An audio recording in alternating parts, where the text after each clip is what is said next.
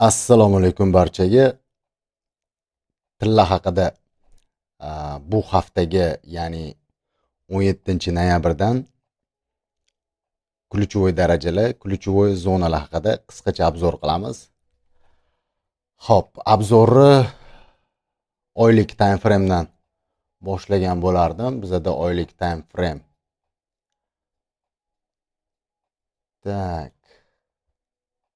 Globalniy trend bizda buy.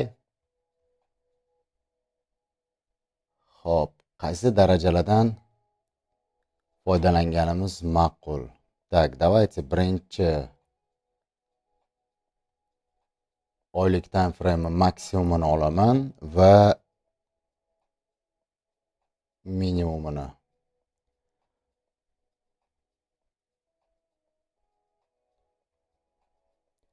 Va bizga haftalik time frame kerak bo'ladi. Minimum maksimum belgiladim. Haftalik minimum bizda 3998. Ключевой zona bu. Diapazon kattaroq, shoshmaymiz. Так, давайте точно bo'lsin. Zonalarni belgilab oldim. Давайте haftalikda harakat boshlangan joy men uchun juda ham muhim va harakat tugagan nuqta. То есть o'suvchi globalniy buy trendga korreksiyani oladigan bo'lsak, bu bizda 4381 va 3886. Bu haftalik time frame diapazoni. Haftalik time frame diapazon, возможно, bizda bu joydagi razворот 3998 3934. Okey. D time frame ga o'tamiz va D time frame da biz agar ahamiyat beradigan bo'lsak, bu o'suvchi globalniy buy trendga nisbatan buni korreksion holat deb oladigan bo'lsak, yokida 4385 dan narx atmetkadan impulsli harakatni impuls boshlandi deb oladigan bo'lsak, bizda minimum не обновлен, то есть minimumni yangilamagan. Давайте buni korreksion holat deb olamiz va keyingi holatga e'tibor beradigan bo'lsak, bu korreksion holat to'xtadi va bizda buni hozir lokalniy time frame da ham ko'rib chiqamiz. Harakat o'suvchi harakatga mana bu joyda bizda 3934 va 3998 da agar buni yaxshi tendensiyaga nisbatan двойной dno deb oladigan bo'lsak, ya'ni dno deb oladigan bo'lsak, ya'ni ikkili tublik deb oladigan bo'lsak, bizda D time frame da bu nuqtada razворот bor. Okey. Ana endi imbalans yoki BPT zona testini biz bu joyda ko'rishimiz mumkin. Hozir bu joyni test qilmoqda. Давайте buni ham nuqtasini aniqlab oladigan bo'lsak, 4031 va 4100 plus bu bizga psixologik darajani ko'rsatib turmoqda. Keyingi holat bu joyda bizda, ya'ni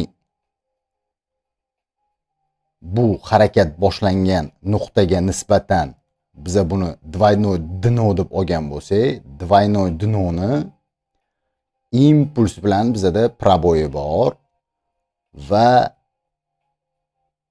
bu darajaga, ya'ni proboyniy darajada hozir test ko'rishimiz mumkin. Ana endi H4 time frame ga o'tadigan bo'lsak, H4 time frame da ya'ni более lokalniy ko'radigan bo'lsak, bizada protargovka joy, ya'ni bu diapazonga nisbatan plus bu protargovkaga nisbatan na данный moment bu nakapleniyadan yorib chiqdik va biza остановка qilgan joyimiz, ya'ni to'xtagan joyimiz, давайте более точныйroq bo'lsin, bu H4 dagi imbalans yoki BPC yoki kim qanaqa ta'riflaydi. Bu joydan biza to'xtab, ya'ni orqaga, ya'ni korreksion holatda na данный moment turibmiz. Plan A, plan B bizda nima bo'ladi? Men более H1 time frame'ga o'tib, H1 time frame'da ham biz nima ko'rishimiz mumkin? Birinchi holat, birinchi imbalans, keyingisi yana bitta teparoqda imbalans.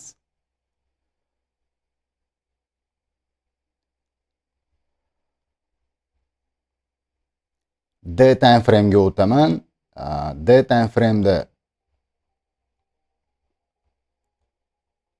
agar bu harakatga nisbatan sell pozitsiya qidirishimiz uchun bizada asosiy minimum bu.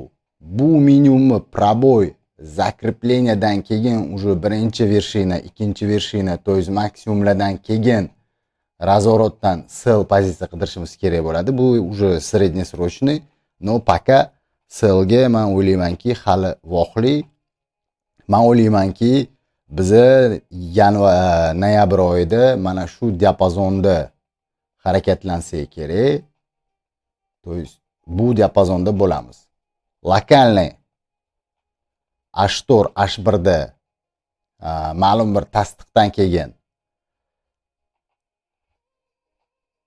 imbalansi testidan proboy zakrepleniya tasdiq bo'ladigan bo'lsa, 4248 zonagacha buy pozitsiya qidirsak bo'ladi. Sell pozitsiya bizada qachon shakllanadiki, mana bu nakopleniyani asosiy minimumini proboy zakrepleniyadan keyin, ya'ni lokalniy, ya'ni отскокка sellga qidirsak bo'ladi. No пока voqli dushanba kuni, seshanba kuni yokida dushanba New York ochilgandan keyin bo'limini yaxshiroq tasdiq qidirishimiz kerak bo'ladi. Bu hafta bizada asosiy fokus bu 20-noyabr va 21-noyabrda ekan. Ma'lum bir o'zgarishlar va xabaringlar bor. Anchadan beri yangiliklar o'z kuchida ishlamayotgan edi. Ana endi kelgusi, ya'ni kelayotgan haftadan boshlab bizda yangiliklar полноценный chiqishi boshlaydi. Albatta zonalar обязательно o'zgarib turadi. Harakat qilaman. Endi kanalda более to'liqroq obzor qilishga nafaqat tillarda yevro dollar, neft, S&P 500, bitcoin. Bitcoinga keladigan bo'lsak, давайте bitcoinni ham qisqacha obzor qilib ketamiz. Bitcoinga keladigan bo'lsak, более-менее bizada yaxshi отскокка. Так, давайте men 87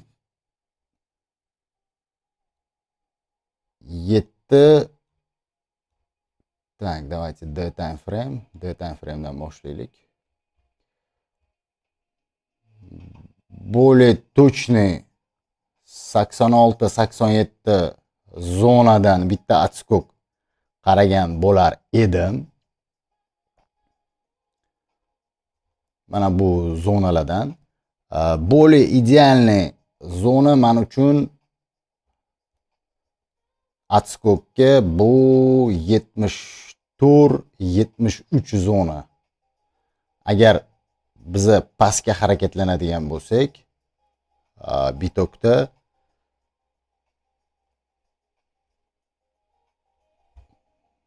agar pastni test qiladigan bo'lsak, da, возможно bu joyda, ya'ni 87-86 da lokalniy отскок ko'rishimiz mumkin, no prioritet baribir pastga qarab harakatlansa kerak.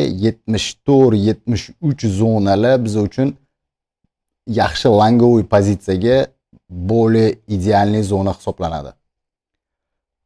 Hammaga omad. Nasib efirlarda ko'rishguncha.